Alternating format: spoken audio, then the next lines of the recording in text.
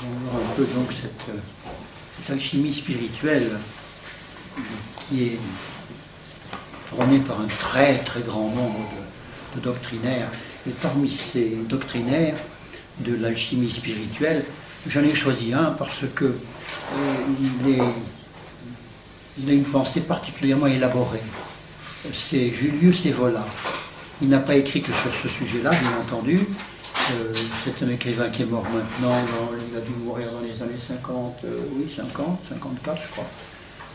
C'est un Italien, très connu, et ça a été un des doctrinaires du fascisme.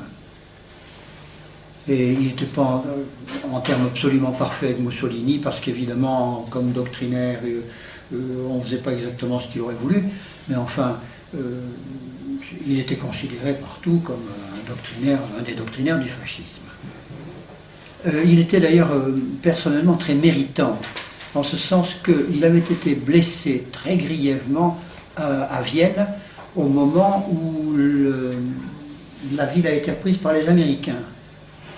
Et il est donc resté paralysé, il a eu une plaie à la colonne vertébrale, il est resté paralysé des deux jambes à partir de ce moment-là. Et je me rappelle que quand Poncin allait le voir à Rome, c'est un Romain qui est né à Rome et qui est mort à Rome. Il y avait une grande maison, c'était une famille romaine, mais d'origine de Sicile. Et quand Poncin allait le voir à Rome, c'est lui qui venait ouvrir, il n'était pas très riche, il était pensionné, etc., mais avec une grande demeure de famille. C'est lui qui venait ouvrir sur sa petite voiture et il faisait marcher ça, et il venait ouvrir la porte. Enfin, il a été très méritant, très stoïque, comme sont souvent ces fascistes, n'est-ce pas, ces esprits d'ordre militaire, si vous voulez. Il était très comme ça, il était très très militaire d'esprit. Mais il était très très initié. C'est un cerveau tout à fait détraqué, d'ailleurs vous allez voir. Seulement c'est un très grand logicien. Alors il a écrit des livres, je ne dis pas sur le bouddhisme, non, mais des livres qui sont bouddhistes, par exemple la doctrine de l'éveil. La doctrine de l'éveil, c'est vraiment du bouddhisme. Il a écrit aussi un livre dont je voudrais beaucoup avoir la traduction, qui n'a pas été traduit en français, mais j'en ai eu des passages, ça m'a beaucoup intéressé. C'est Masques et visages du spiritualisme contemporain. Masques et visages du spiritualisme contemporain. C'est extrêmement intéressant, c'est l'équivalent de ce que Guénon avait écrit quand il a fait son livre sur la théosophie. Ces grands esprits initiés, n'est-ce pas, trouvent toujours qu'il y a des familles subversives qui sont vulgaires et ils ne les aiment pas. C'est la façon dont Guénon a déclaré la guerre à la théosophie, c'est extrêmement curieux. La théosophie et la doctrine de René Guénon, c'est absolument identique sur le plan de l'hindouisme. Alors on ne voit pas pourquoi ils se sont disputés, mais c'est très intéressant de se rendre compte pourquoi ils se sont disputés. C'est une question d'étage. C'est une question d'étage intellectuel. Tout réside là, mais c'est intéressant comme tout de se rendre compte. Alors je pense que dans Masques et visages du spiritualisme contemporain, il doit y avoir la même chose chez Evola. D'ailleurs Evola et Guénon sont des esprits analogues. Il doit y avoir comme ça une question d'étage. Alors Evola et Guénon se distinguent de la façon suivante. C'est que Evola, lui, est un esprit à prédominance temporelle. C'est un esprit militaire, comme je vous disais, à prédominance gibbeline, impériale. Voyez-vous, il est favorable au césarisme, au césaropapisme, mais avec prédominance de César toujours. Tandis que Guénon, lui, c'est un raisonnement sacerdotal. Il est brahmanique et il est d'ordre sacerdotal. Il voit toujours une prédominance sacerdotale là où Evola voit une prédominance impériale. Et si demain, comme je vais vous le proposer, vous acceptez qu'on fasse le mythe du Graal et l'idée impériale gibbeline, nous verrons ça d'une façon plus approfondie. Enfin, donc ce Evola a écrit ce livre qui s'appelle La tradition hermétique et que nous allons analyser en partie seulement parce que, évidemment, je n'ai choisi que quelques chapitres, autrement c'est trop compliqué. Alors dans la préface, n'est-ce pas, il y a deux traits que l'on peut tenir dans sa préface. D'abord, il va exposer un hermétisme vu et exposé de l'intérieur. Le titre du livre, c'est « La tradition hermétique ». C'est aux éditions traditionnelles, février 1978. La tradition hermétique. Édition traditionnelle, février 1978. J'ai noté 2 traits de sa préface parce qu'ils sont suffisamment révélateurs. D'abord, l'hermétisme va être considéré par lui de l'intérieur. Il le précise bien, ce n'est pas une critique externe faite par quelqu'un qui n'y connaît rien et qui critique sans savoir, c'est quelqu'un qui fait partie, qui est hermétiste lui-même et qui fait une description de son système. Et puis alors j'ai noté aussi un vocabulaire tout à fait particulier, le style de Julius Evola est très particulier, c'est un style impérieux, altier, entraînant, un peu haché si vous voulez, mais avec de très grandes beautés de style. Ça, je ne le connais pas en italien, mais en français déjà, même traduit comme ça, c'est très bien.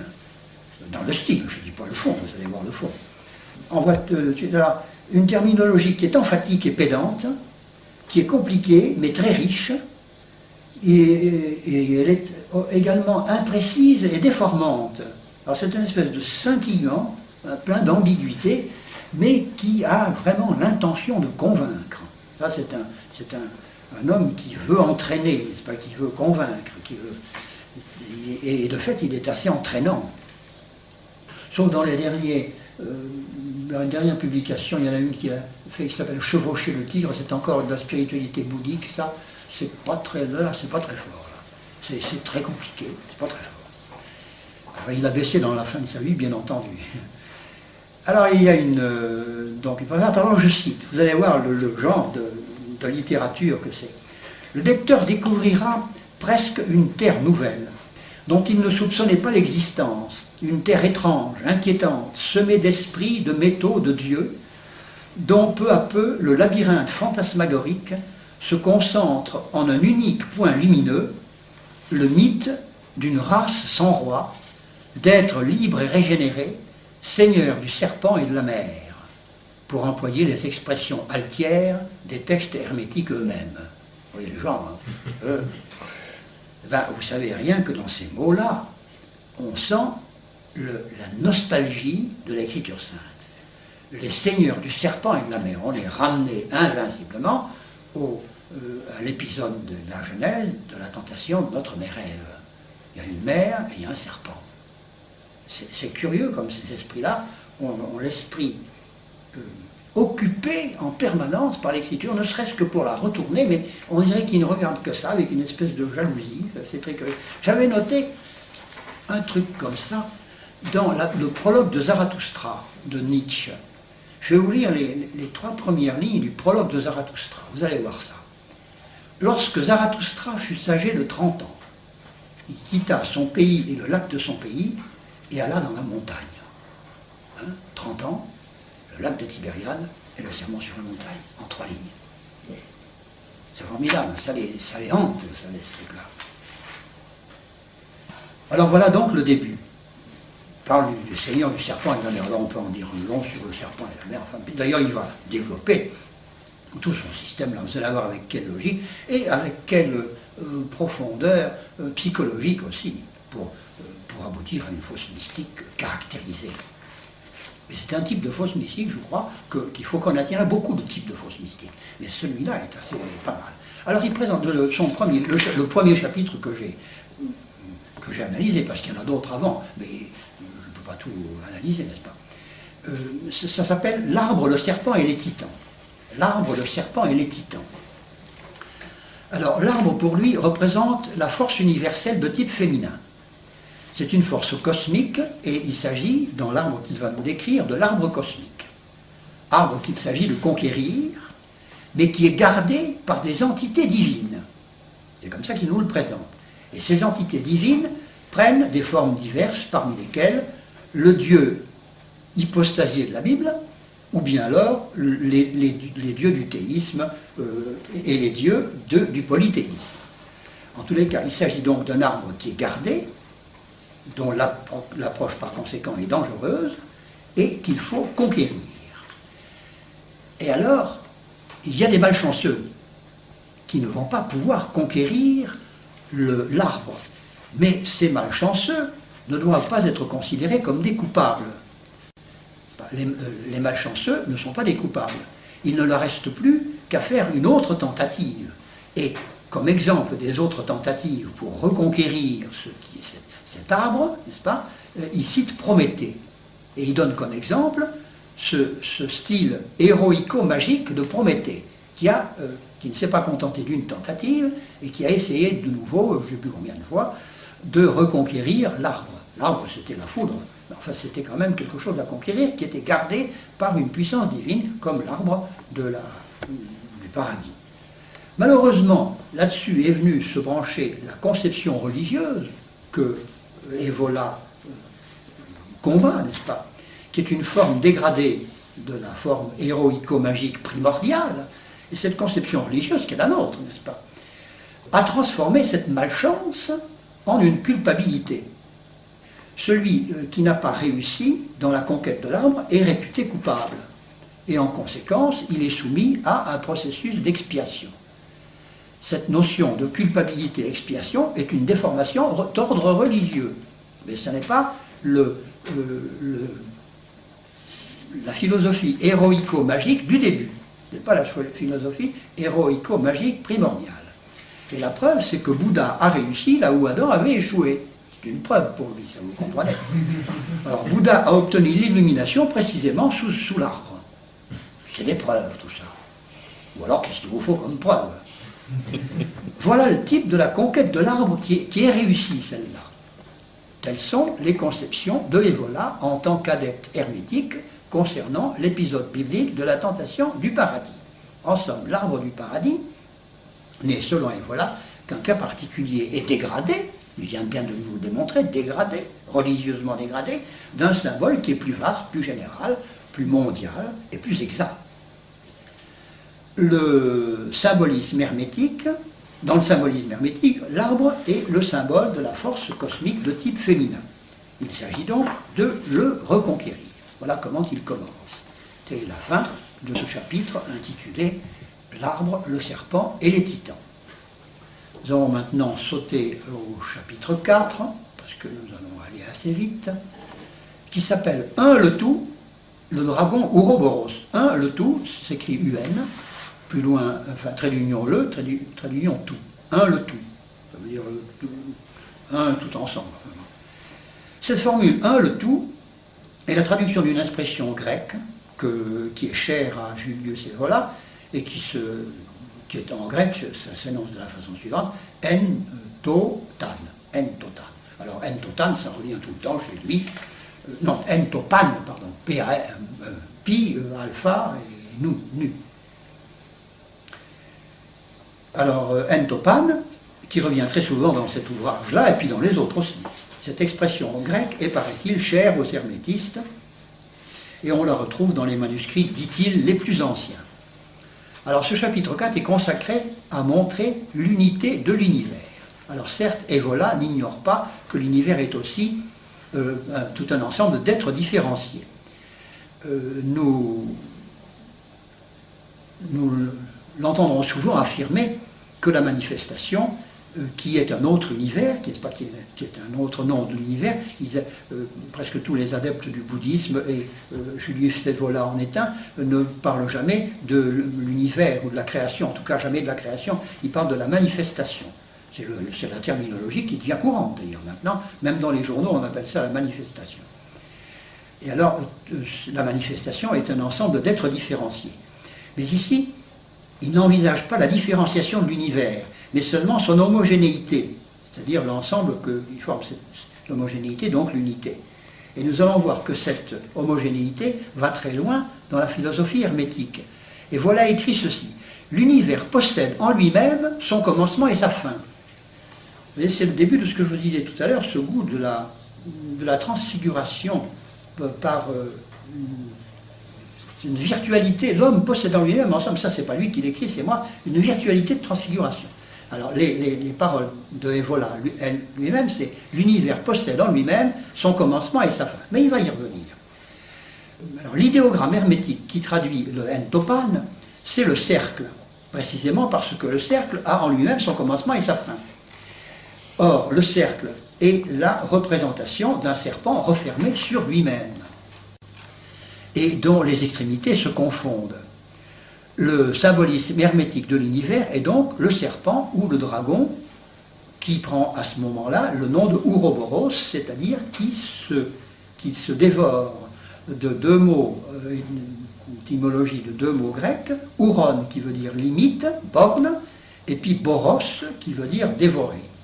C'est-à-dire que c'est le serpent dévoreur de limites, parce que le cercle engloutit un espace, il engloutit un espace qui est à l'intérieur de lui, n'est-ce pas?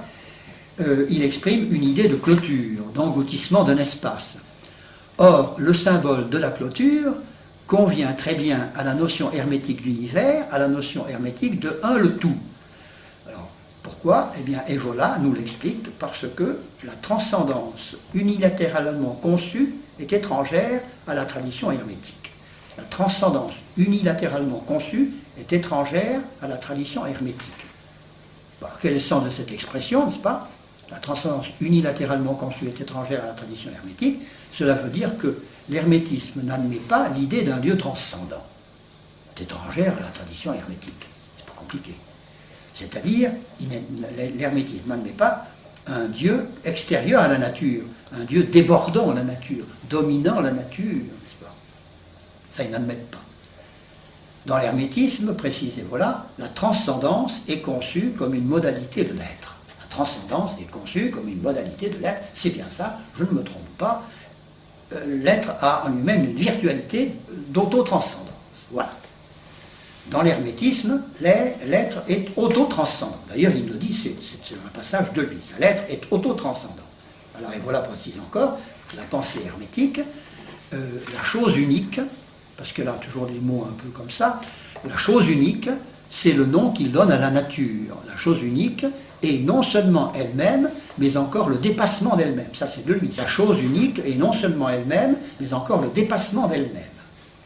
Bref, la nature, ça c'est de moi, la nature se transcende sans s'extérioriser, mais au contraire en s'intériorisant.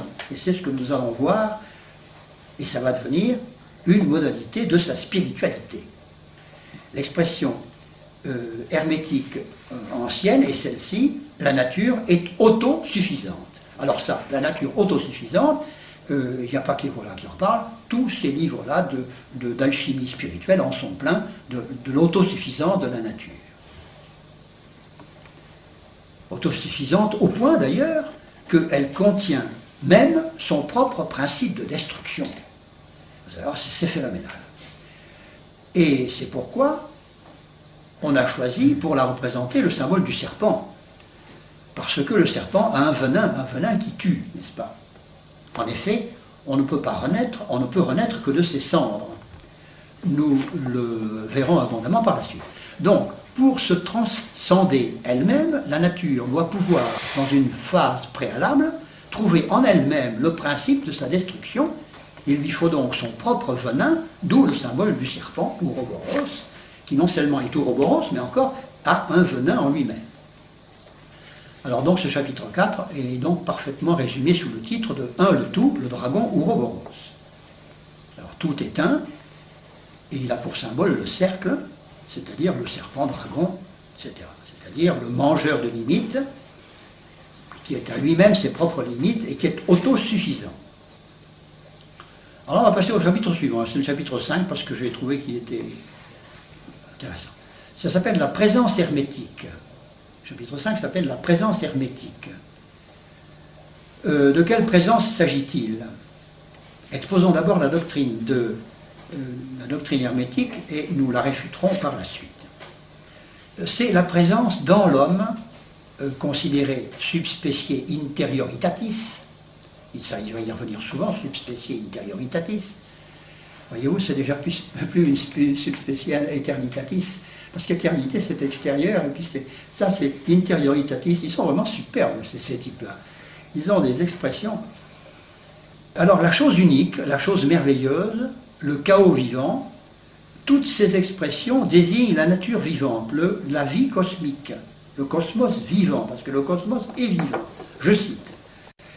Nous arrivons à un autre enseignement hermétique fondamental, celui de la présence dans l'homme, de la chose merveilleuse, du chaos vivant. C'est ainsi que dans les textes hermétiques, il y a un passage continuel des mêmes termes, d'un sens cosmico-naturel à un sens intérieur humain. C'est-à-dire que les mêmes mots vont servir à décrire tantôt un événement ou un phénomène cosmico-naturel, tantôt un événement intérieur, humain, l'événement de la psychologie humaine. Et voilà donne même la liste de ces termes que l'on trouve dans les documents hermétiques et qui ont ce double sens, tantôt cosmique naturel, tantôt intérieur humain. Et les voici. Il faut s'attendre donc à avoir un double sens. Toutes les fois que l'on trouve le mot pierre, eau, minière, matrice, œuf, chaos, dragon, je vais les reprendre, plomb, matière première, arbre, esprit, quintessence, femme, ciel, semence et terre.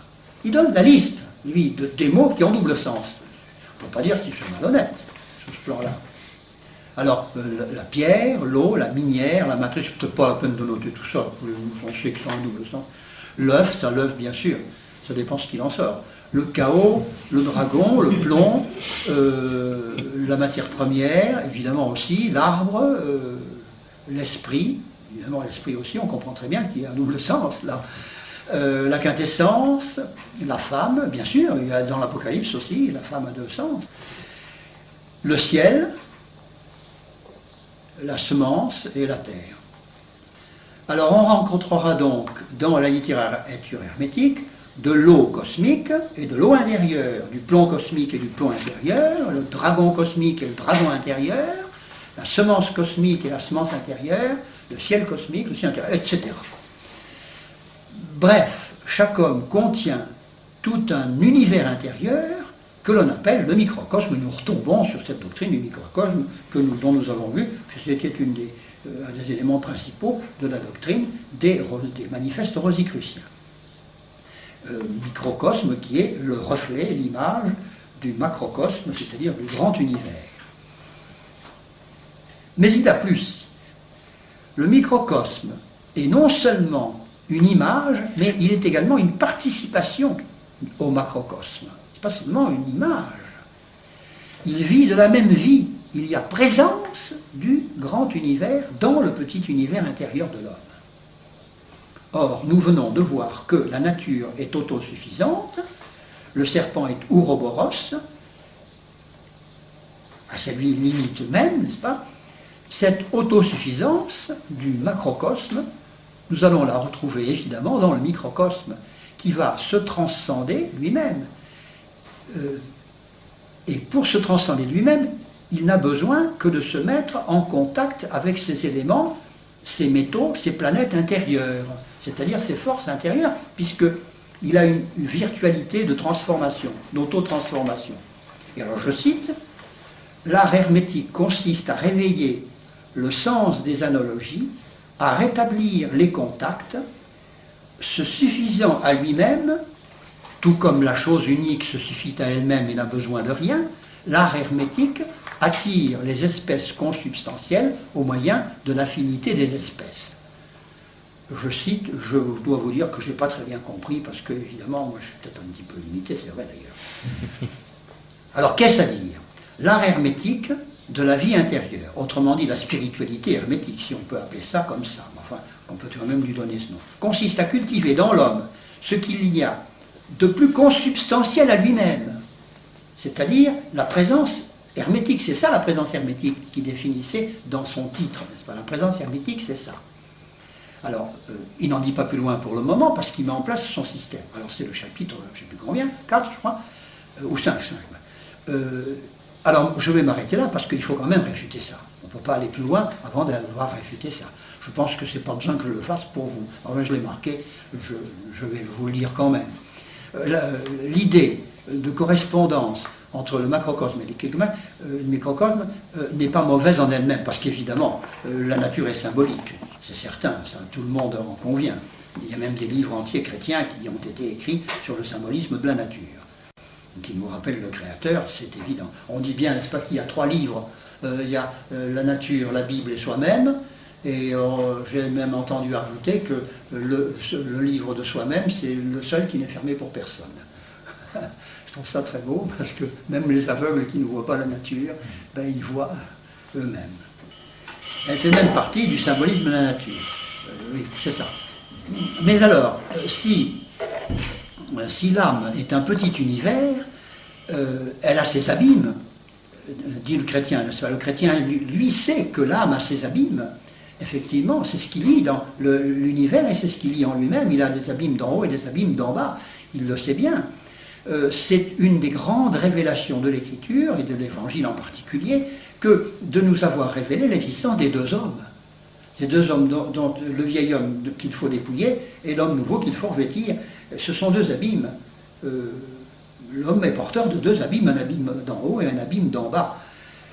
L'Évangile est la révélation des deux hommes, le Christ et l'Antéchrist, n'est-ce pas? Il s'est révélé lui-même et il s'est empressé de dire qu'il avait un adversaire. Il ne suffit donc pas de rentrer en soi-même, il faut choisir lequel des 2 hommes on va faire éclore, on va cultiver. Eh bien, le chrétien, lui, choisit selon l'enseignement de notre Seigneur, tandis que l'hermétiste, il ne choisit pas et il prend tout ce qui est consubstantiel à lui. Et par conséquent, de fait, qu'est-ce qu'il va faire? Eh bien, il va cultiver de fait le vieil homme. Et pourquoi de fait? Eh bien, parce qu'il n'a pas voulu les distinguer. Il n'a pas voulu les distinguer parce qu'il n'a pas le discernement des esprits. Alors voilà un homme que l'on va inciter à se scruter, mais à qui on ne va pas enseigner qu'il y a en lui 2 hommes. Alors, au lieu...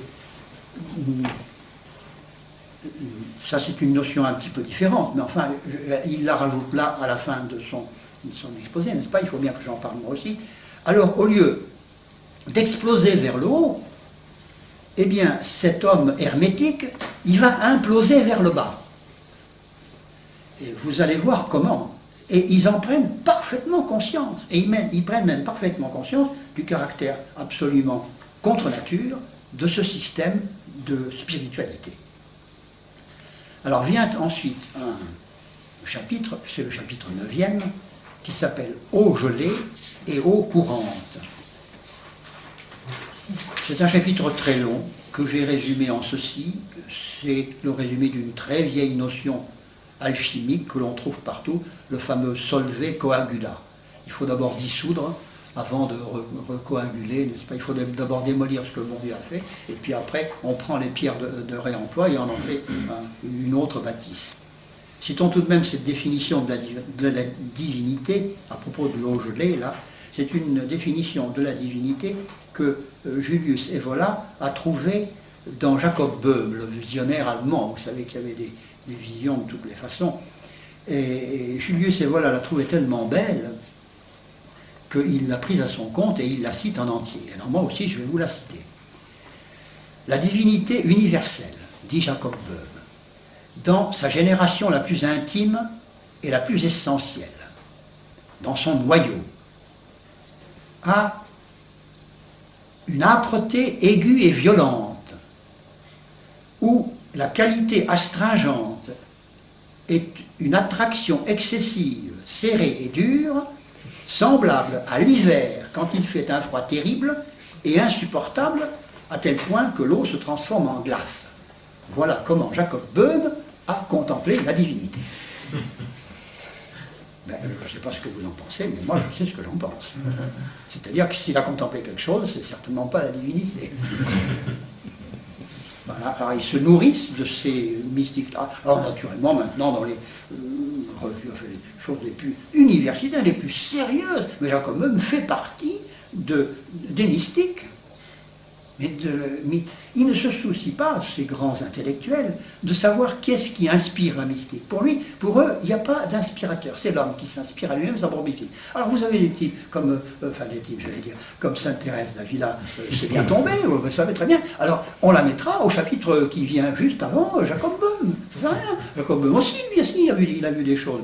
Malheureusement, nous qui avons le discernement des esprits, nous sommes bien obligés de constater que ça ne vient pas du même inspirateur. Mais eux, l'aspirateur, ils ne s'en occupent pas. Ils ne s'en occupent pas. Alors voilà.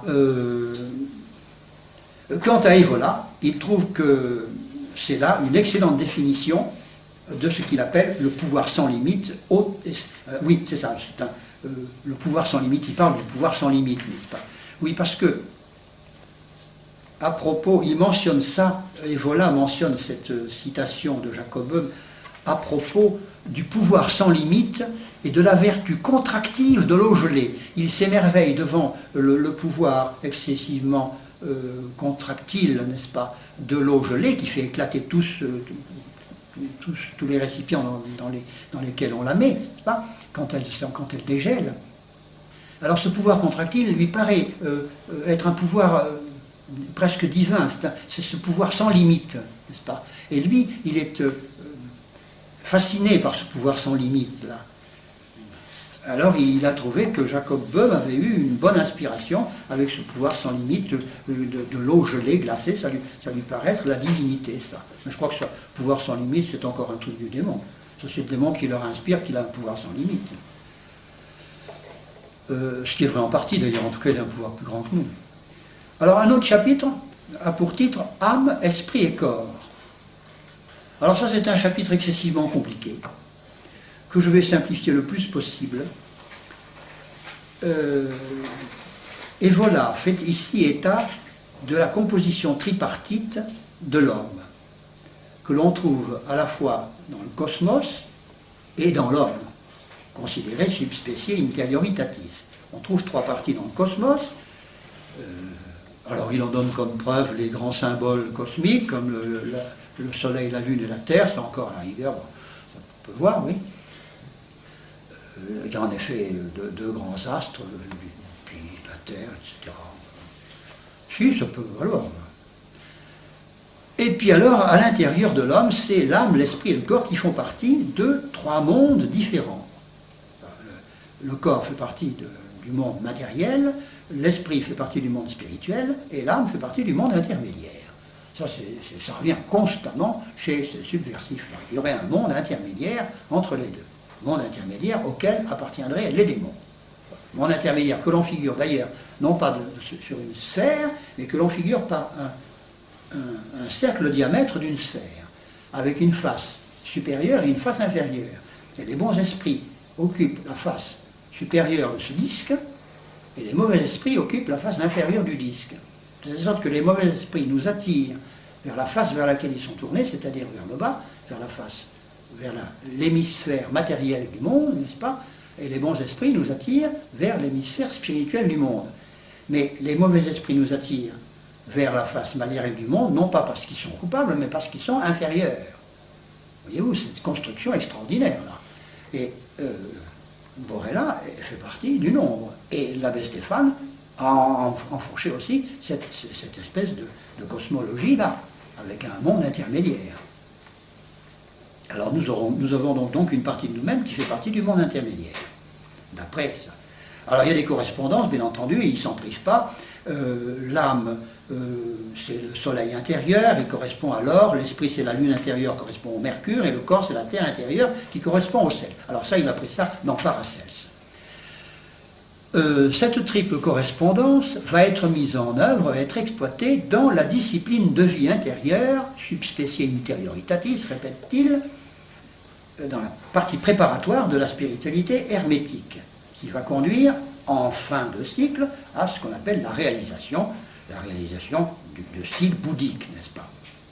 Il va en résulter des textes hermétiques de véritable spiritualité, qui vont rassembler dans une formule, qui vont ressembler dans leur forme, oh là là, je lis mal parce que je suis un peu fatigué, qui vont ressembler dans leur forme à des espèces de recettes alchimiques, n'est-ce pas? Quand vous allez lire ça, vous croiriez que ce sont des recettes de transmutation des métaux. En réalité, ce sont des recettes de transmutation de l'âme, étant donné qu'il va s'agir de faire apparaître l'or, réapparaître le soleil spirituel, c'est-à-dire l'or. Alors on vous parlera d'or, ça voudra dire votre soleil spirituel.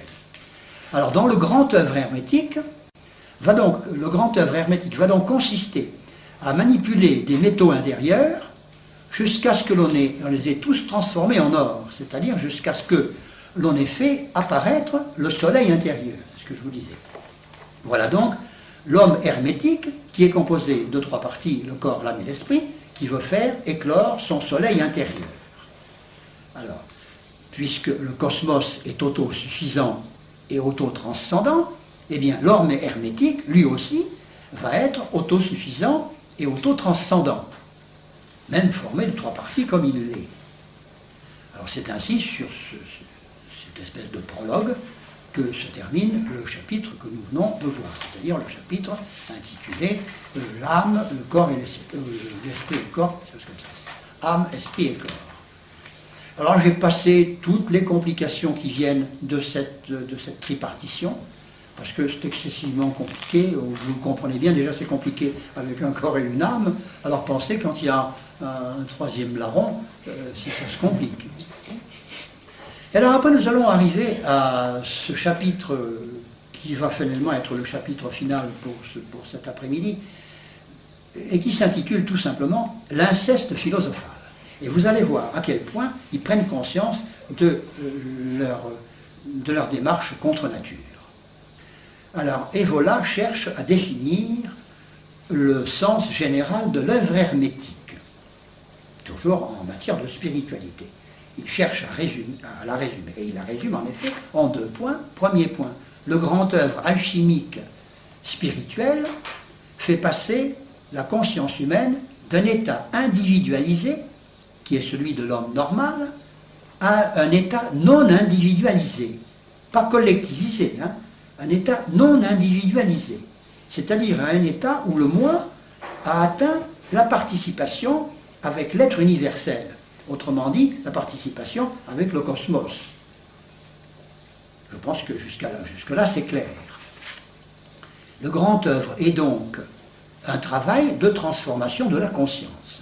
Et 2e point, ce travail de transformation de la conscience, le grand œuvre donc, on va le réaliser de 2 manières. D'une manière, on peut le réaliser de 2 manières, d'une manière active, selon le mode initiatique, ou bien alors d'une manière passive, selon un mode religieux, selon le mode mystico-religieux. Alors lui, naturellement, a choisi la manière active, c'est-à-dire le mode initiatique. Et nous, il va nous reprocher notre méthode mystico-religieuse, d'atteindre la transformation de la conscience. Alors nous sommes donc partis pour l'explication de la manière initiatique de former le soleil spirituel en nous. Mais ces 2 modes, initiatique et mystique, ils ont une partie commune, un trajet commun, une période préparatoire commune. C'est la phase ascétique, une phase nécessaire. Ça, toutes les spiritualités au monde commencent par là. Parce que la nature humaine est faite de telle sorte que le système mystique ne marche pas s'il n'est pas amorcé par un ascétisme préparatoire. Ça, tout le monde en est là. C'est après que vient la bifurcation. Et vous allez voir la bifurcation qui est donc située en aval de l'ascétisme. Parce que c'est techniquement nécessaire. Alors c'est ainsi qu'on va avoir une phase, même dans la méthode initiatique, on va avoir une phase de solvay, hein, où on va, comme fait le maçon dans la chambre de réflexion, où il va se débarrasser de ces métaux. C'est ça, tout ce qui alourdit, on va s'en débarrasser. C'est une période de purgative qu'on ne peut pas éliminer, n'est-ce pas? Pendant ce temps-là, le chrétien fait aussi sa période purgative de mortification, de vide intérieur, de nuit des sens. Lui aussi a une terminologie, d'ailleurs beaucoup bien meilleure, une nuit des naissance, oui, cette phase est archi connue. Alors quand cette phase est terminée, cette phase de solvée pour les initiés et de mortification pour les mystiques chrétiens est terminée, on va parvenir à une bifurcation. Les deux voies ne vont pas suivre le même trajet. On va voir la voie initiatique d'un côté et la voie religieuse de l'autre. Alors la voie religieuse est mystique. La voie mystique, elle va continuer dans la même direction, elle va continuer vers le haut, elle va continuer son épanouissement, qu'elle peut faire maintenant qu'elle est allégée, n'est-ce pas?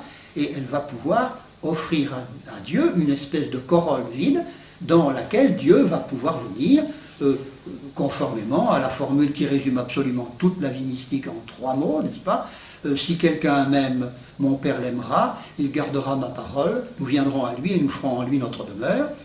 Tout est dit en 3 mots, d'une façon définitive, il n'y a rien à rajouter.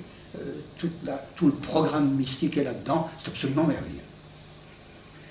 Le processus du grand œuvre, lui, c'est pas ça du tout. Il va comporter un changement de direction. Et il va même, dans la spiritualité d'Evola, comporter un retournement complet.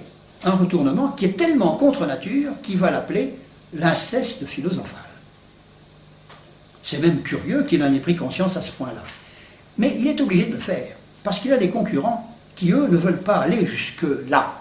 Et il y a des concurrents qui veulent bien prendre la tangente, mais en direction du cosmos.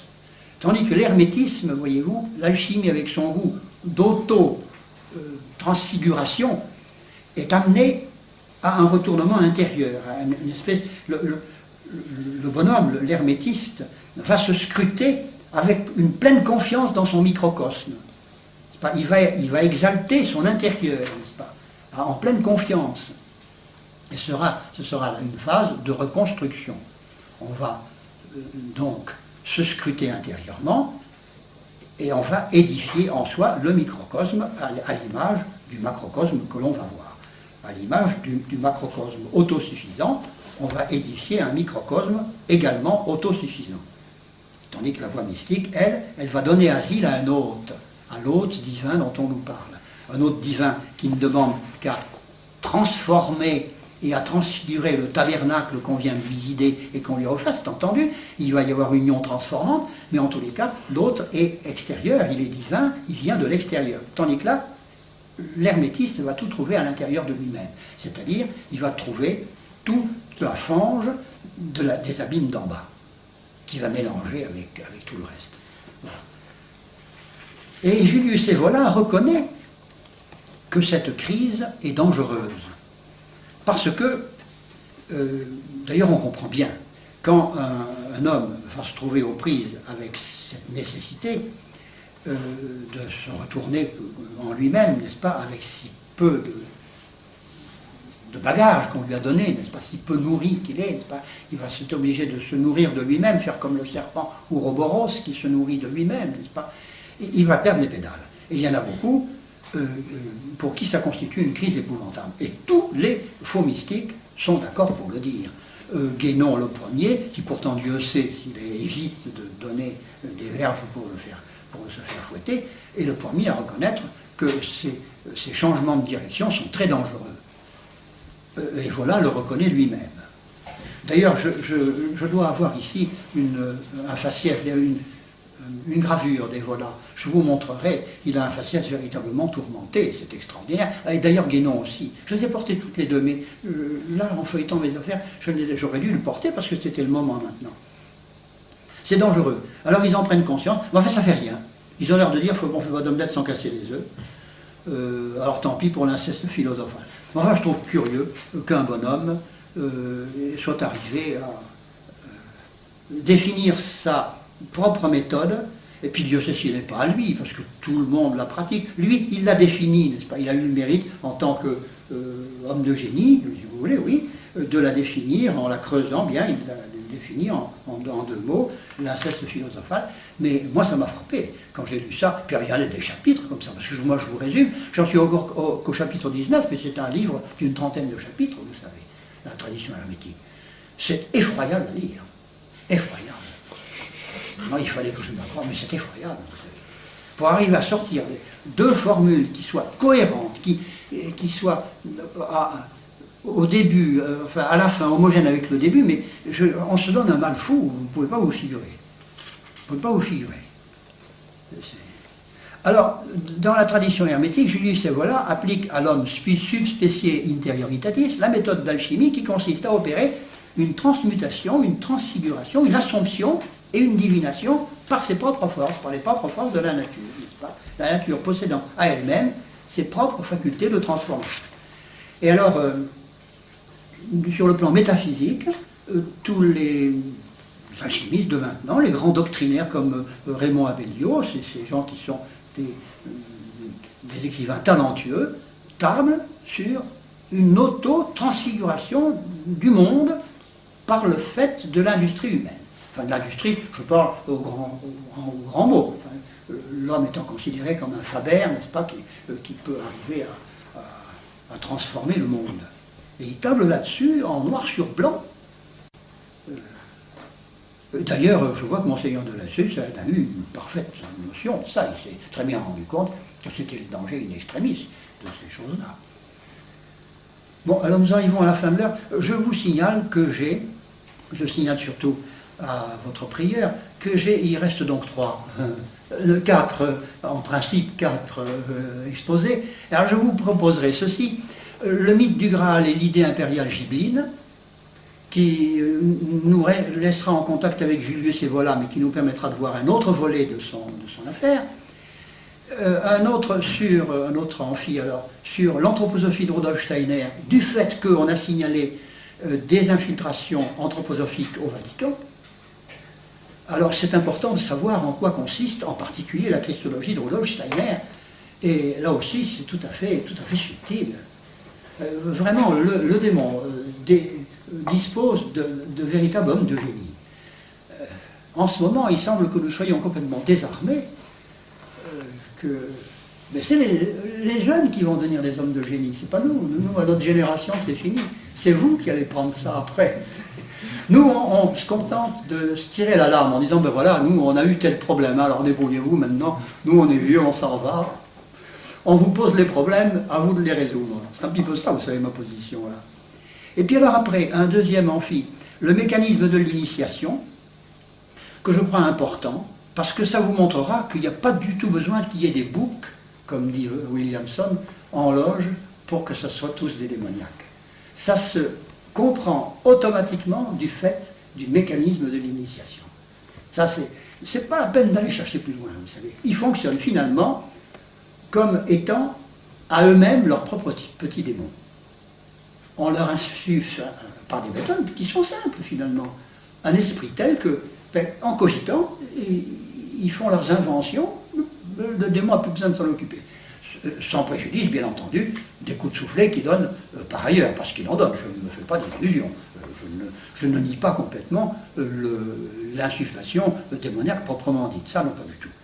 Enfin voilà, on verrait ça si vous voulez. Moi je le vais. Et puis alors après on pourrait peut-être terminer par l'état actuel des courants ésotériques. Enfin si vous voyez un autre emploi du temps, remarquez que j'ai plus tellement d'exposés tout préparé, là je suis un peu à court, oui, à court. Alors je n'ai rien porté sur l'orientalisme.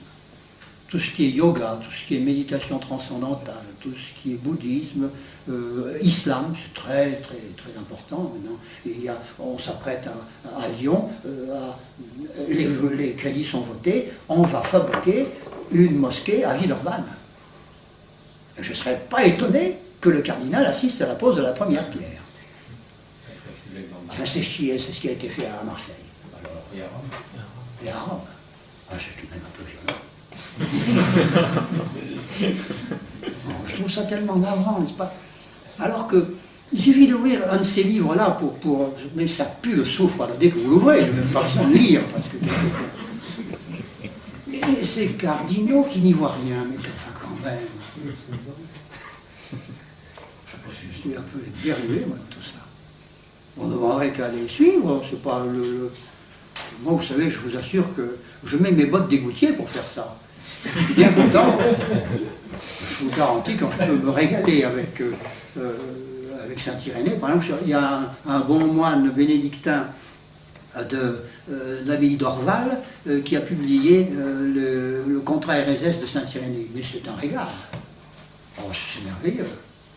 C'est d'une limpidité, d'une puissance. Puis là, ils ont gardé, les pères de l'Église, ils ont gardé quelque chose qu'on n'a pas après. Il me semble qu'on a un style un petit peu plus, comment dirais-je, flamboyant et moins romain. Vous savez, eux, ils ont gardé la voûte en plein cintre et pof, que ça tient solide. C'était de sérénité latine, n'est-ce pas? Ils sont avec la sérénité, c'est merveilleux. Ils n'ont pas du tout ces piétés à la Saint-Bernard, vous savez, qui sont splendides, évidemment, dans un autre sens. Ou bien la Hugues de Saint-Victor, ou je sais pas moi, tous ces gens de Saint-Victor, n'est-ce pas, qui sont si séduisants. J'aime beaucoup les lire. Mais c'est pas le même genre d'architecture, n'est-ce pas. Là, avec Saint-Irénée, on est tranquille d'avance. Quand il s'avance dans une direction, on peut être certain que le coup de canon va partir, la pauvre, c'est merveilleux.